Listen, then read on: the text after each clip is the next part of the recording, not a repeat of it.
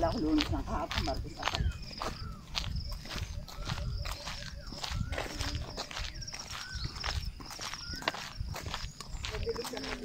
Nakikita ko mamaya sinimba.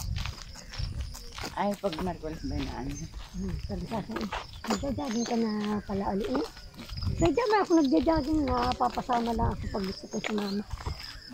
Sabi mo kami kumaan.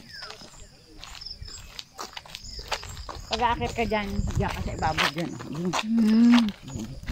Sagingan pala dyan. Oh, may saging. Oh. Kita mo lahat dun. May papaya. Malakas na naman dito. Eh paano, nag-isip yung ano. Parang minuhan ng papaya. Di ba nung tayo dumaan dito dati? Daan lalaki anong wala na. No? May saging pati po. Galing papaya din kay ano. Ang gaganda. Doon sila Imelda. Ito niya, ang gaganda ng papaya doon. Parang sarap. Ano pinahihinig? May dinalitang sapo. Parang masarap ilap sa adobong manok. Na ginataan. Tapos nitid. Ay. Parang gusto ko na kumain. Hindi na ako makakain.